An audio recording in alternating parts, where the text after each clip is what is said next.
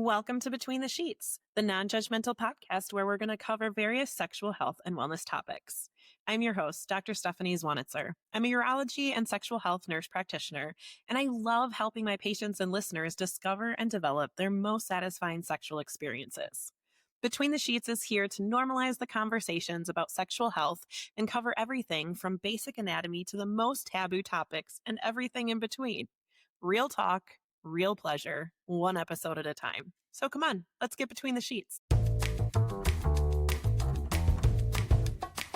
This episode is sponsored by Boston Scientific and its educational website on erectile dysfunction, edcure.com.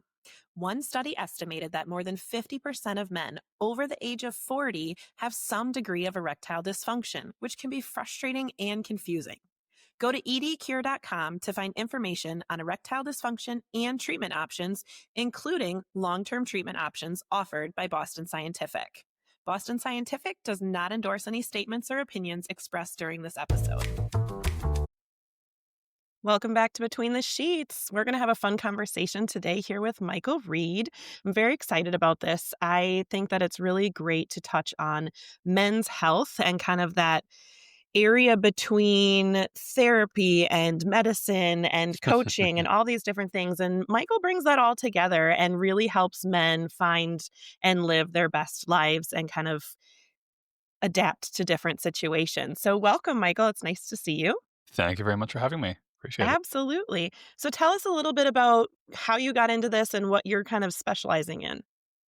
So right now, yeah, my story is not too far off from other men's stories. It was something that happened within probably about a year and a half, 2 years ago with my most recent relationship that ended.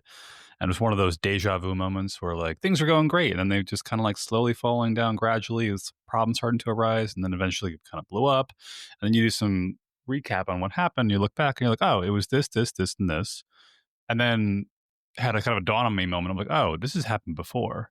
This is not the first time I've had this type of relationship end this way with these particular problems, this particular way. And then looking back at past relationships and realizing like, oh man, there's a pattern here. Holy crap. And then looking around at my friends, my family, my coworkers, like, oh man, they've got the exact same thing too. Holy crap. Start deep diving into psychology, biology, all kind of like, research, reading way too many books. And now getting to a point where it just started to like answer all my past questions, all the things, the mistakes I made in my teenage years, my early 20s, my mid 20s, past relationships, and how all of it kind of like ties in together into the one. It's not exactly a cohesive model just yet, but I think there's a really strong angle to support men who are struggling with intimacy, struggling with relationships, struggling with, sexual health, struggling with all stuff through more of a scientific lens where possible. So I think a lot of the content I've seen out there tends to be a bit more spiritual in nature. And most guys, at least myself in particular, I don't really respond super well when you tell me, oh, you have to just get in touch with your inner child. I'm like, eh. But if you tell me like, oh, okay, here's how your hippocampus and here's how your amygdala works and here's how your brain works. I'm just like, oh, okay, this actually makes more sense to me. Yeah, cool. Yeah. So trying to help support guys to have a better understanding of things from that more scientific angle where possible. Yeah. That's great. Yeah, because we all learn things and respond to things differently. And I think it's really great. I love the medicine side of things and the biology side of things myself. Obviously, I'm, working in medicine. But so I can definitely see where, for me, those kinds of conversations are really helpful as well. So I'm sure for a lot of guys, they are as well. So Absolutely. Where do you kind of find your niche in coaching these guys? Like, where are you finding them and what are you helping them with? Self-worth, addiction issues, mainly, primarily pornography, video games. That was my own shtick for a long time. Navigating relationships. A lot of it tends to, my experience, I find a lot of guys who just have not had, they haven't had the experience. They don't understand the information. They don't understand the process by which uncovering, unpacking these things is, you can't use logic. You can't intellectualize it. You have to experience it. It's a totally different, and trying to explain to the guys that it's just parts of your brain that you don't directly access through rational thinking. You have to go through just like experiencing whatever it may be. And then once they go through the experience, unpacking what happened, why it happened, and then what's the next step from there. Kind of going through, trying to give them like a step-by-step of why is a relationship, why was it amazing in the beginning and now it's falling apart? Why can't I quit porn? Why do I have problems? Where does actually like addictions and whatnot come from? And what am I doing in my day-to-day life that is reinforcing these behavior loops without even realizing it? how Right. much of like I love this term. It's meta programmable. Mm, How like we're creatures that can literally program ourselves. yeah. But then if you're not aware of the programming, it's just going to repeat itself, and you're just going to be like, oh, it's my life. It's bad luck. It's this, it's that. Like in my case, finding the same type of woman in different skin, like 5 different Mhm. times in a row, and then think like, why does this keep happening the exact same way? I'm like, oh, because there's something in my programming that is looking for a specific type of person that matches my wounding that I haven't fixed yet, I haven't addressed yet. Right. And until I actually acknowledge it and start working through it, it's just going to keep happening again and again and again and again. And rather than blaming the person, you have to like look in the mirror and say, it might be actually be me. Yeah, it's amazing once you start to be self-aware of what your own issues are, and then It's you're like, scary at first. "Yes, like, maybe I am part of the problem." Yeah. Yes, absolutely. Humbling for Yeah, sure. it's very eye-opening once you start to peel back some layers, and do you find that the men that you work with are kind of resistant to that, or are they at the point where they're like, "All right, man, help me however we need to get there?" Combination. It Yeah. depends. It's a matter of learning to separate that part of you that is like your, I guess your ego is the best way to say it. Mhm. Learning to acknowledge like it's not necessarily your fault that you are here, but it's your responsibility to try to fix it, address it, and work Yeah. on it. And to separate this is what we refer to as like, integration is like learning to separate and then come to terms with the parts of yourself that are doing what they're doing, but they're not malicious. They're not Mhm. evil. Like if a guy is dealing with a pornography addiction, it's not something wrong with him. It's literally just like he's got a natural sex drive that's been misconstrued and misdirected. But Yeah. that the sex drive is totally natural, and it's been there since time immemorial. But looking at yourself and like filling that gap and understanding with shame, oh, something wrong with me. I just can't stop. I can't do this, or I just cheating, or have relationship issues, whatever it may be. And it's just programs that are just firing off in the wrong way and in the wrong angles, and learning how to redirect them without attacking yourself in the process. Yeah. That shame is a big one. And the shame in it's crazy the kind of loop that can create where it's like maybe you've got a relationship issue, you've got communication issues in your relationship, which is causing intimacy and sex to dry up, which is causing you to feel like, you're feeling neglected, which tends to push in the direction of using pornography, which ends up, creating Mhm. shame, which creates problems in the relationship. And then it creates this perpetuating Mhm. loop that gets It's a bigger and bigger and cycle. bigger until it just explodes. And then one day you say, like, oh, it just didn't work out. And it's not necessarily like you're not a bad person. It's just like there's something in there that's causing you're just not either understanding or not addressing that once you address and start working on and creating some structures and boundaries around, you can start aiming this energy in a productive way rather than letting it control you. Yeah, and I think, there's this whole movement right now for I'm sure men as well, but I know especially for women that it's like just accept me for who I am. This is who I am. If you don't like it, go find somebody else. And it's like, okay, yes, to some degree, you want someone who accepts you who you are, but you also can do the work on yourself to improve, to be a better partner, to be a better lover, to do all of these things. And it's like, we still need to do that self work. Like, take me as I Absolutely. am, but help me grow too. Yeah, yeah. It's like a maturity problem across Yeah. the board. It's not people don't like to hear that, but there is a certain there's a certain element of maturity, especially in certain categories of life. Like what Mhm. I've seen a lot is what's always funny is before I got into this work, I did massage therapy. I still do massage therapy on the side for quite a Mhm. while, about 10 years now. And I've had no shortage of like private conversations with a lot of different people. You start to Yeah. hear a lot of themes repeating after a while of Mm, certain, like people from completely different backgrounds, same themes. mm, And one of the themes I heard a lot was, married women who were, with their husbands who just didn't have a good sense of emotional vocabulary or didn't have a strong sense mhm. of, just creating emotional steadiness and groundedness and whatnot. And these men would be in their 40s, 50s, 60s, and the women would just be like, how is he this old? He still acts like this. And I think it's this idea of like, oh, once you hit a certain age, you just get a download from the universe. Right. Like, You oh, just figure it software out. update. Now I'm mature. Yes. Rather than recognizing that like, for better or for worse, he managed to go his entire life without getting this like training or this demonstration of how to handle emotions, how to deal with bad feeling, how to communicate what you're feeling without exploding. Mhm. And you'll see people who are like men who are wildly successful, like crazy financially, and they just cannot hold a conversation with their spouse for the save their life. Yeah. It's two completely different forms of confidence, two different Mhm. types of things I had to have to work on. Yeah. Yeah, absolutely. I think confidence that you mentioned is a big thing. So, in my world as a urologist, I have guys come in for me with ED, Peyronie's, different things like that. And I kind of have to pull apart, well, what's the actual issue? Is it Mhm. that you physically are not getting the blood flow and keeping the blood flow where you need it to be? Or are you mentally checked out? You guys are Yep. having relationship issues. You're not processing things correctly.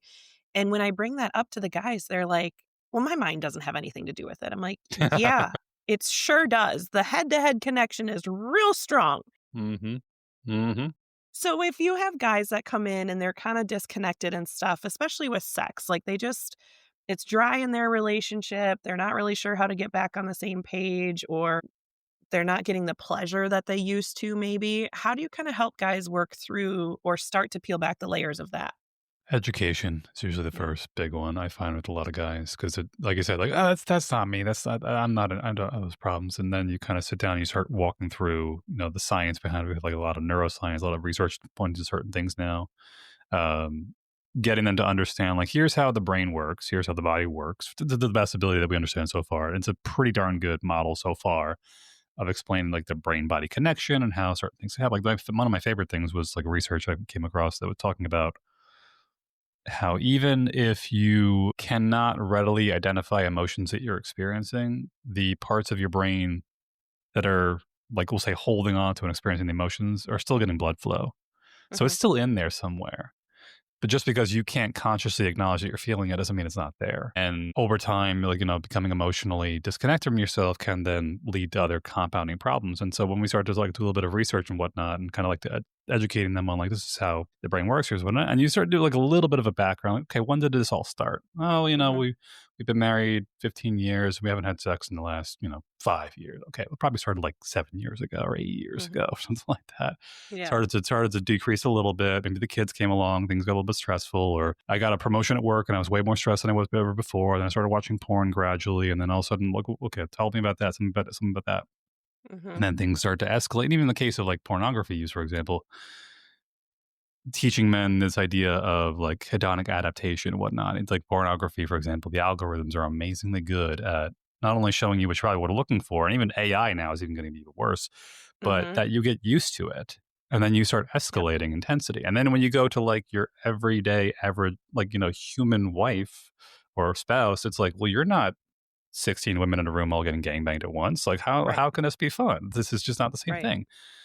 And it takes time to then have to like reset those systems and feelings and over time and then gradually start to normalize traditional intimacy again and Mhm. normalize or even guys who have referred to as like death grip syndrome. Mm. Yeah, like they have just gone to like you literally it's like imagine you just like, someone just punch you in the arm 1,000 times a day. After a while you wouldn't feel anything. Same Right. exact thing.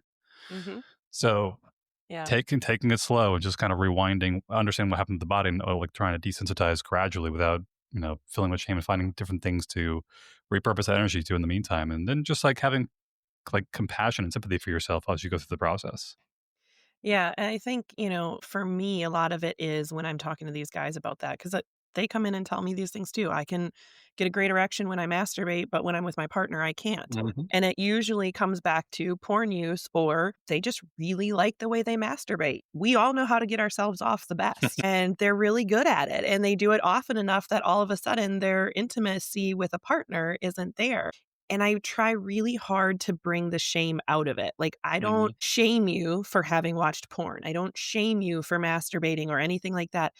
But maybe we need to cut back a little bit. Maybe we need to scale it back. Like, maybe we need to just take a couple week break. Maybe, and kind of allow them to understand that it is because of these connections that our body makes Hmm. where that inlines the problem, not necessarily porn in and of itself. It's the degree to which you watch it and use it and what your body adapts to it.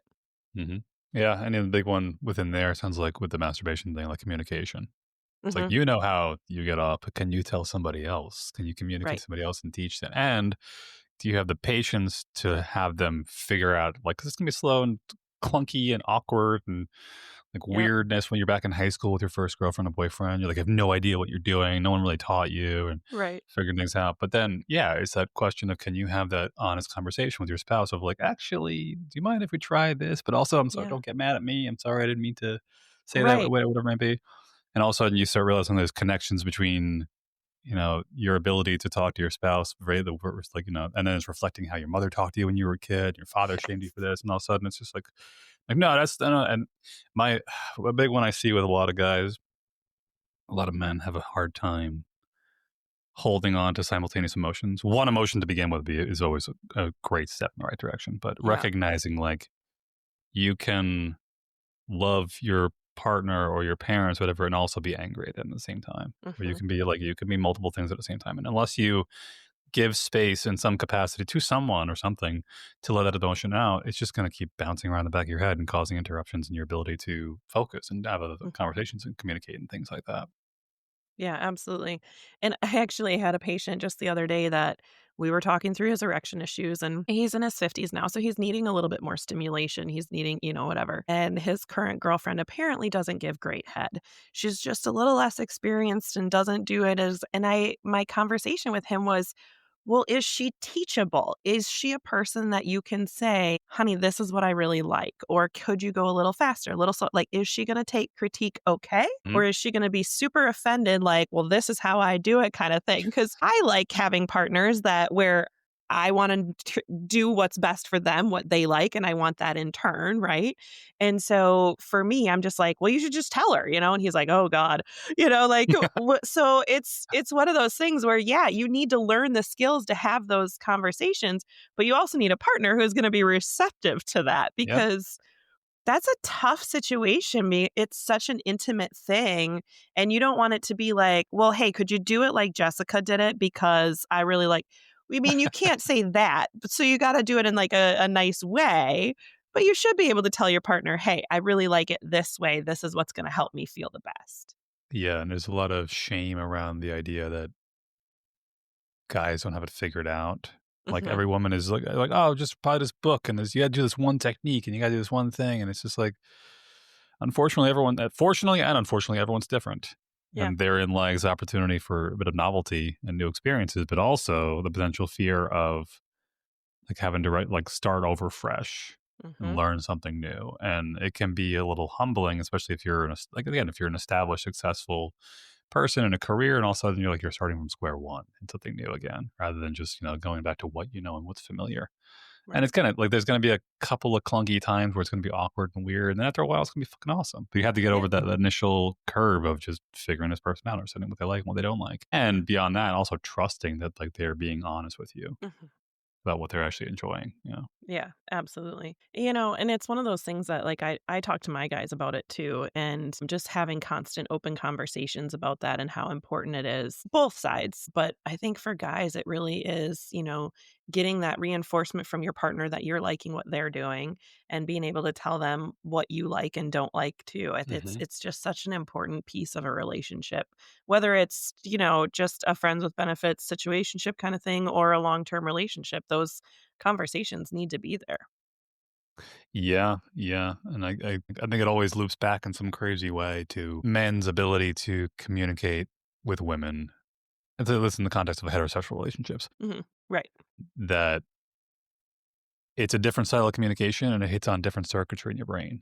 It's like Mhm. they've got these guys who can like completely dominate a boardroom, who are just terrified of telling their wife, like, actually, do you mind if you do it this way? Right. And also, and at the same time, a lot of times you can have relationships where this resentment and frustration has been building on behind the scenes among other things that are going on. And then we get to the bedroom, and he's like, "Oh, do you mind if you do it this way?" And she's like, "Well, if you had done this more," or Right. he's just got this built up sense, like pent up frustration and fear of how's she going to respond? Is she going to be mad at me? Is she going to do this? What's she going to think? Da, da, Mhm. da. And it could be things from the relationship. It could be things from your own past. It could be things from whatever. Right. And it's like taking the time to understand that if you get an internal kickback from your own mind saying like, you know what, don't even bother. It's not even worth it. I just go Mhm. watch porn. It's easier. That right there is telling you like there's something there that needs to be addressed. There's something you should consider talking to someone, looking at and saying like, why is it that every time we get into bed and I get excited and all of a sudden this one point hits and then I just lose interest and I go off into the bathroom and just jerk off. Like there's Yeah. something like when I'm in proximity to her, when I see this feeling, it reminds me of I don't know what I'm feeling, but it reminds me of something my nervous system has kind of coded in this moment as like when this happens, run away. And Uh-huh. then you run away, and then she feels like, oh, he doesn't love me. He doesn't think I'm sexy anymore. No, no, I actually do love you. I had a hard time at work today. It's something, all that bullshit. Yeah. Then the sex starts to dry up, then the problems start to come about, and then suddenly affairs pop up out of nowhere, and Mhm. then it just starts to escalate, and you wonder like, where's this all coming from? Like something back here you're not looking at, not addressing something in that programming is just not say misfiring, but you programmed it for something else and you haven't rewired it yet. Yeah. How do you start to work through that to find out what that issue is or was to be able to even start reprogramming it? A lot of rapport building to start off because a lot of times men will have defenses that they don't realize they're putting up. And a lot of it is just it's very quick. It's very instant. It's like instantaneous how quickly your brain, your mind can just change a topic or change, like it can alter a fact or an idea quicker than you even realize you're even doing it. And then you'll walk away and go like, "Why the hell did I say that? What the hell's going on?" And I think for at least for me, I think it's helpful when I start to work with guys and explain to them like, "Well, this is how your mind works from like almost like a caveman perspective. Like we're not Mhm. that far removed from cave people. We were Mhm. literally like out on the plains hunting, wildebeest not too long ago. Like Right. comparatively for like human evolution, like it really wasn't that long. I think the Yeah. agrarian period, like when we were farmers, is only about 10,000 years old. But humans Mhm. have been walking around for like well over 1 million to 2 million years.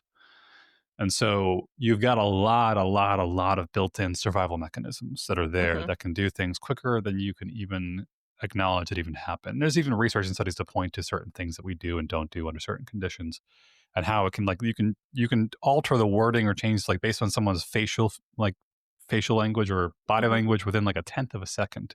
Hmm. And you won't even realize you did it until afterwards when you walk away. I think of Yeah. like do like a bit of a review. And so teaching them like there are parts of your mind that are designed to keep the status quo with the people around you that can activate and fire quicker than you can even acknowledge, that can override your rational thinking. And that doesn't mean you're a bad person. It doesn't mean you're something wrong with you. You're not broken.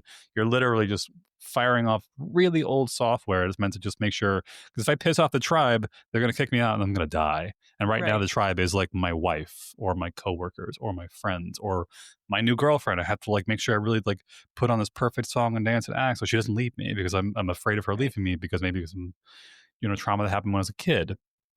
And then starting there, and then they kind of go like, oh, okay, so it's not me.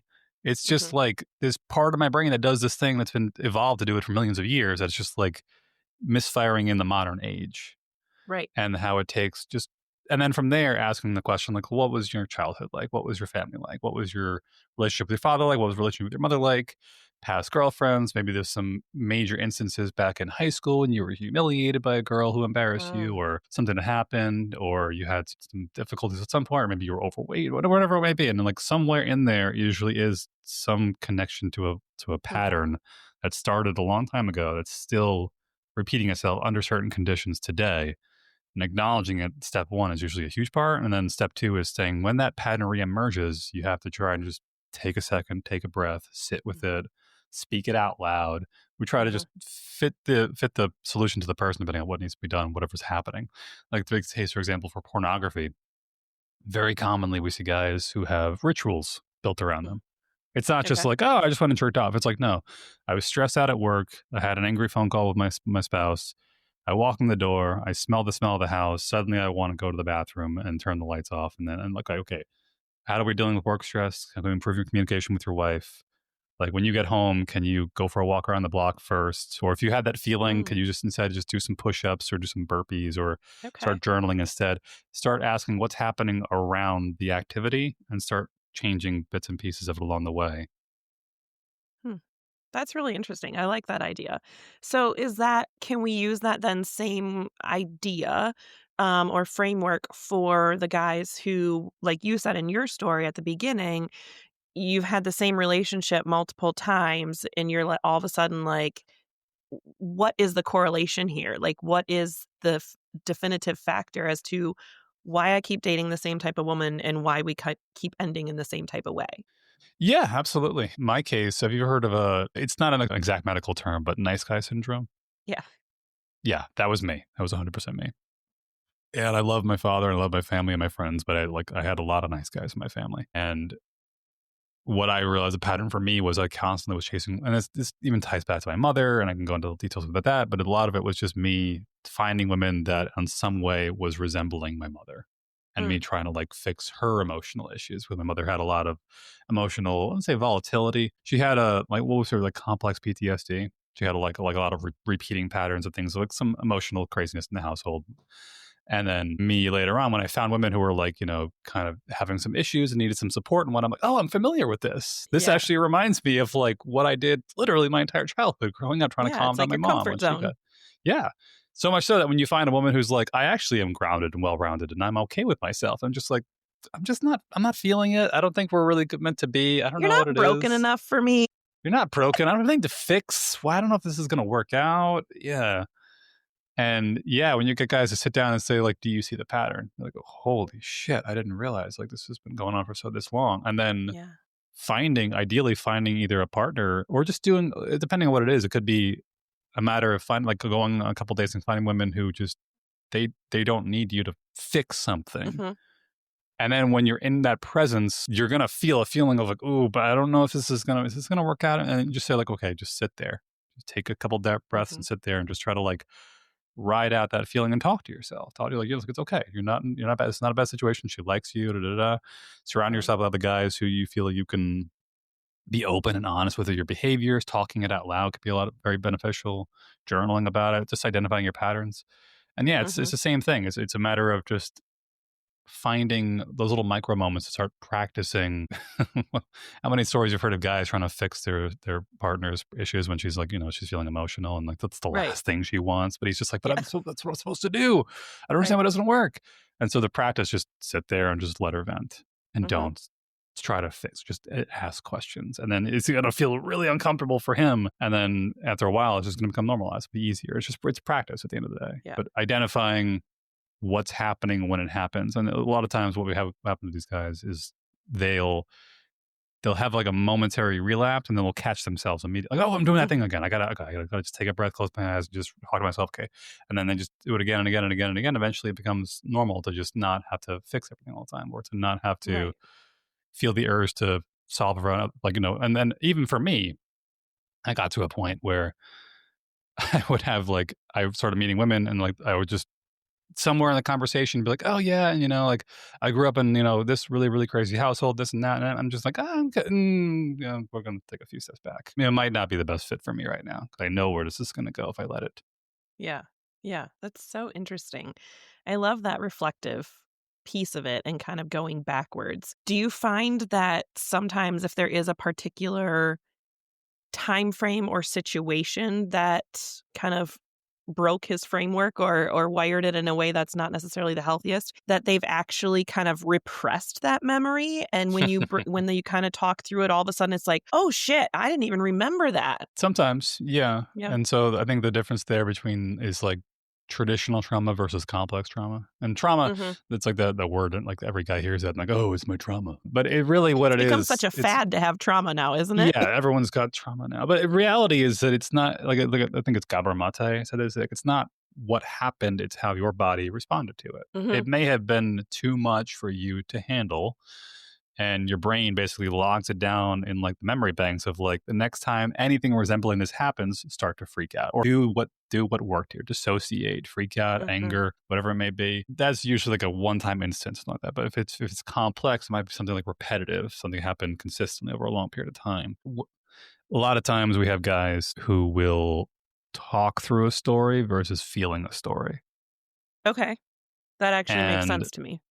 yes, yes, and that's a big one because the way I explain it, like with emotions, it's like it's a process. It's like it's emotional digestion is the same thing as like you eat food, it goes into your mouth, it goes down your esophagus, into your stomach, it gets broken down by enzymes, it gets absorbed in the nutrients, and then you poop it out, and that's the whole sequence. If Hmm. at some point in the sequence it gets stopped and you get stuck, you get constipation, for example. Hmm. Emotions have a sequence of something crazy happens, your body reacts to it in a way you didn't choose to. It could be anger, could be crying, could be grieving, whatever it is, and then you move through it, and then it gets out of your system, and you feel better, and then you can start recalling memories or whatever, and then they're just memories. They're not like Hmm. emotionally charged memories anymore.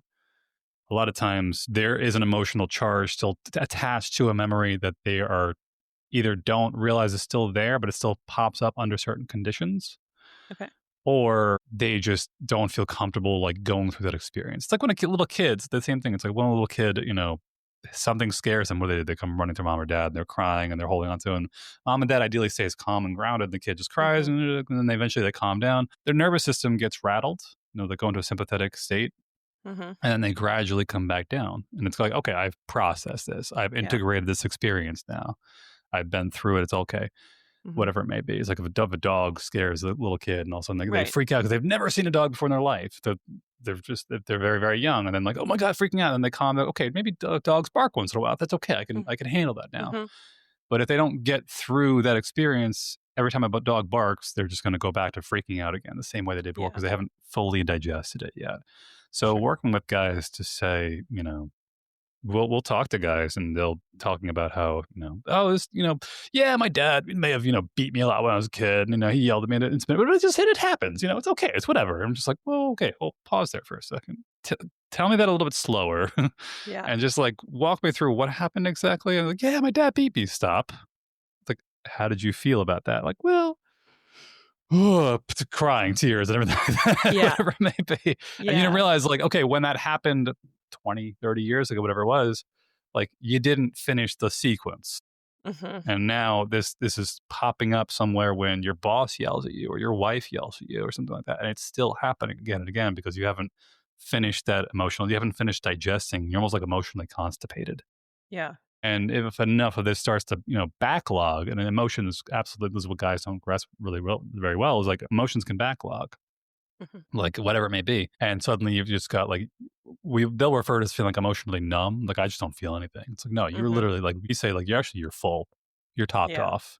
You've got no more room. Your brain only has so much space for so many Mm. things.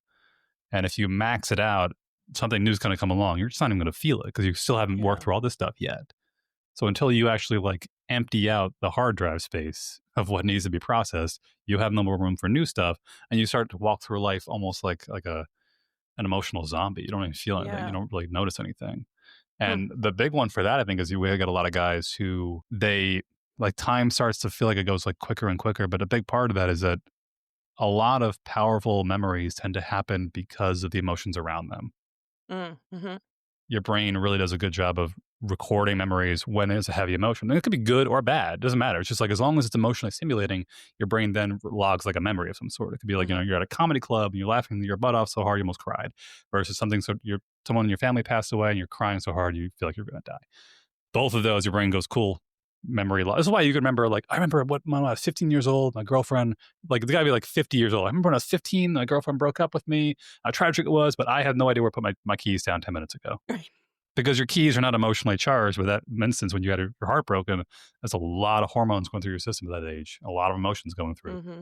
So these same guys who are going through life kind of emotionally numb, it's just because you have no more space for them. Like, not that you have no space for new memories, we don't have new space for new emotions to work itself through a system to then create the memories, to then enjoy it, have a lot of positive or negative experiences, like riding the waves of life itself. And they just kind of flatline emotionally through Hmm. life. Is that why we see like a lot of like memory issues and things with men and women who have like PTSD and things? Like they can remember a lot prior to that, but then afterwards it's like that just more short term memory or something. Is it Yeah. because there's just that block that they just are too full and haven't been able to process? Yeah, that could be definitely be Mm. a big part of it. Yeah, it's a good book, Interesting. The Body Keeps the Score by Yeah. Dr. Vessel van der Kolk.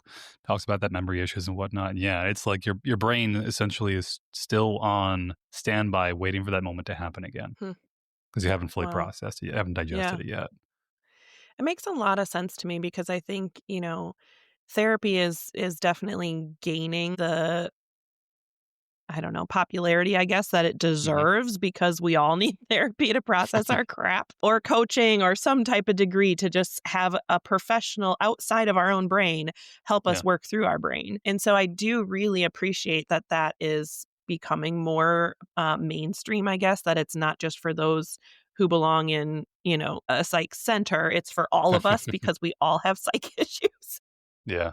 But, I think you can definitely see generationally where that wasn't as open or as sought after. There's certainly older generations that are not able to process things where I think the younger generations are like, okay, I know I don't know how to process things. Let me go get help to help with that. Yeah, yeah, and the big thing with the therapy thing is it's people a lot of I think more recent generations look at it as like, "Oh, kids these days are so weak and this and da, da, da." But if you really wind the clock back far enough, like, therapy was always around in some capacity. It's Hmm. just different forms. Like, a good example was, like, a good example is, like, confession at church. Hmm. It's like, I gotta get this off my chest to somebody in a private setting that I know is not gonna judge me no matter what I say. Right. Then you go to your priest, your pastor, and say like, "Hey, I did something really messed up, and I just feel terrible about it." But even prior to that, we're very tribal creatures. We're very like hyper social, community oriented creatures. So caveman days, like they go out in the hunt, something crazy happens, they come back, they talk about it with their buddies, with their friends, their family, and they kind of get it off their chest, they decompress. Hmm. Nowadays, something crazy happens, and we just isolate. We just go to our phones. We try to numb out through Yep. social media or Netflix or pornography is a big one, Hmm. video games, whatever it may be. And like, we don't build the kind of relationships with the people around us. And like, even like families now are becoming so like since the 1940s, 90s, the idea of like a family living isolated by themselves in the household is actually very foreign to our species. Hmm. Not that I'm all for like advocating, like, oh, make sure you have like, all your family all in living in a shoebox. Not necessarily that, but having people in proximity to you that you can build those relationships with and trust over Hmm. a period of time signals to your brain that like, okay, like if something crazy happens, I know I have people I can talk to, the people that'll Hmm. be nearby while I process it. And now go to work, stress out, come home, stay by yourself, or like, drink or porn, weed, video games, whatever it may be. And then on top of that, a lot of the newer generation is being taught like either suppress your feelings or like you don't have anyone you can safe that you can talk to. Hmm. And therapy as a result is becoming, I think, much more popular. And coaching, the same thing, it's becoming more popular as a means of trying to fill that gap that we lost generationally and teaching people how like, yeah, your emotions are not going anywhere. Like they're Hmm. they're hardwired into your psychology. You cannot run away from them. You're not going anywhere. The best thing you could do is learn how to move through them. This is what we do with the men's groups, for example. A lot of guys do very well when they have, especially a group of men, like traditional therapy for a lot of guys tends to fall short for a number of reasons, but one of the bigger reasons is that the vast majority of psychologists and psychotherapists are women. And a lot of Hmm. men just have an innate natural feeling of, not that there's anything wrong with that, but it's like a lot of men just don't feel comfortable letting their guard down to someone they feel like they're supposed to Yeah. impress.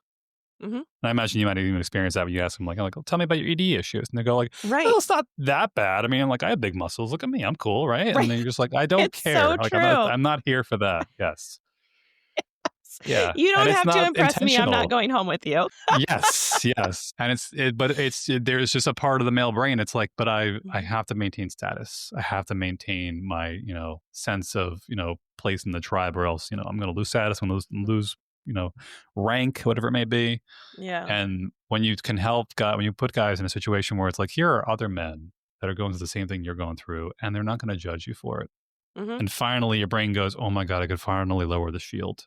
Holy crap." Yeah. Like, and then they just let out this like feelings they've been holding it for God knows how long.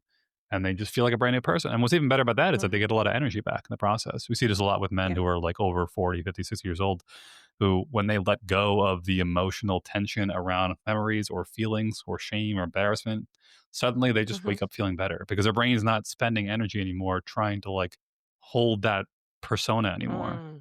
It's much more Yeah. authentic. You don't have to pretend anymore. You don't have to like hold back these feelings you couldn't really explain for a long time. They just feel better. Yeah. And like I said, energy is repurposed and put back into your system in a healthy way.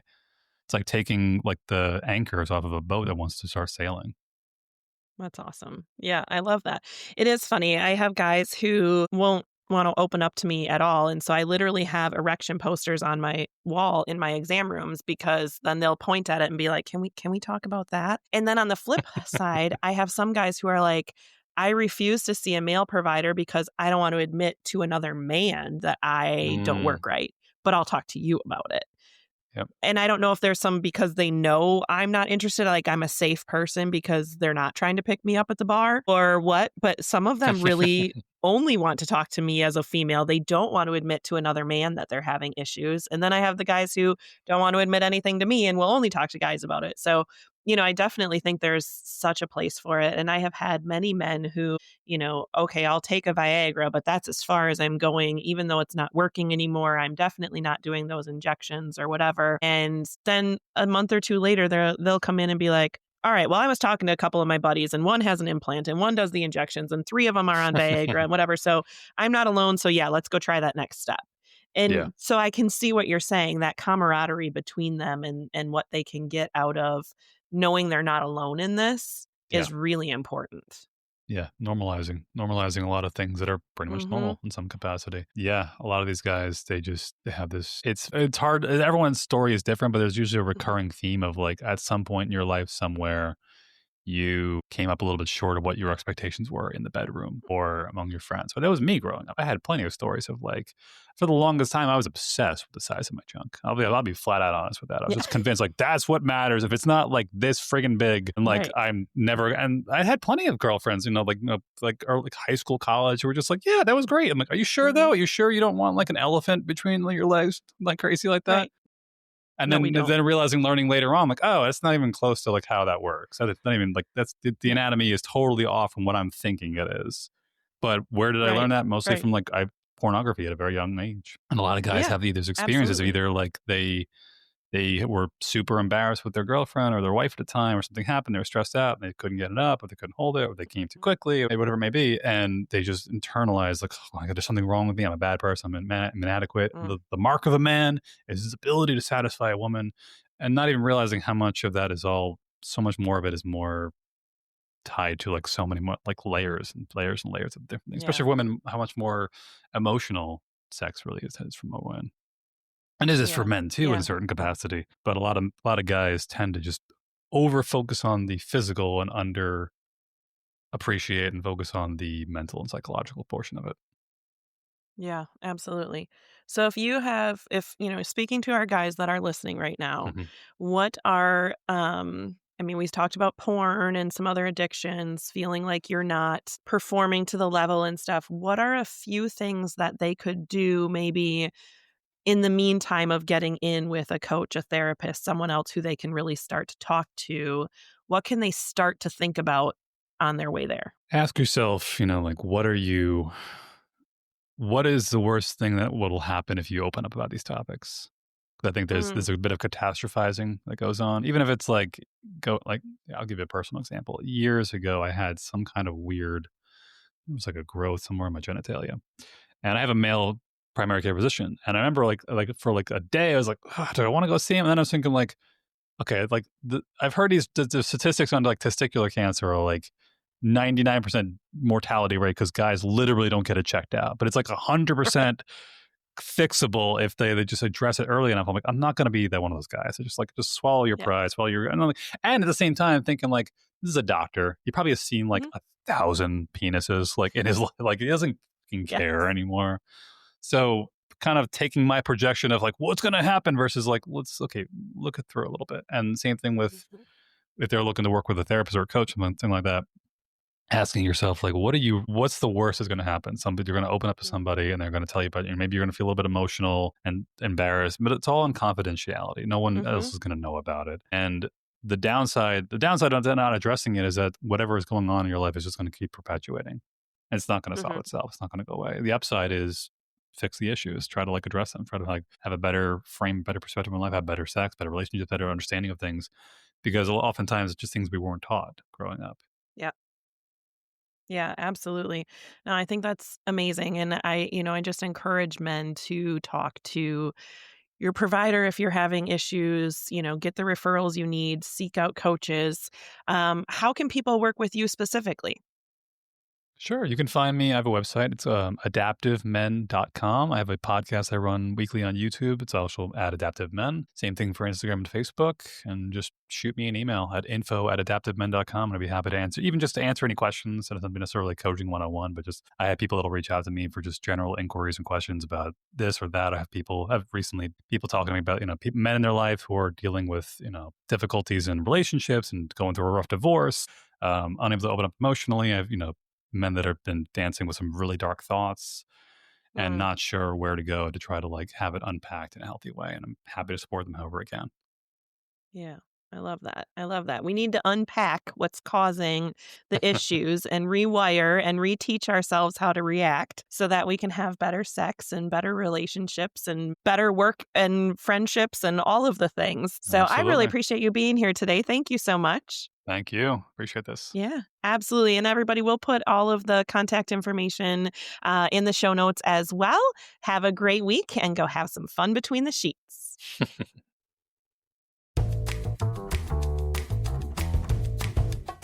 Thank you for joining us and exploring sexual health topics here on Between the Sheets. New episodes are available every Wednesday. Please subscribe and rate our podcast so we can reach more listeners. And don't forget to tell your friends, partners, and anyone who will listen about Between the Sheets. Send any comments, questions, or stories to podcastbetweenthesheets@gmail.com. It's all one word, podcastbetweenthesheets@gmail.com. Thanks for listening and go have some fun between the sheets.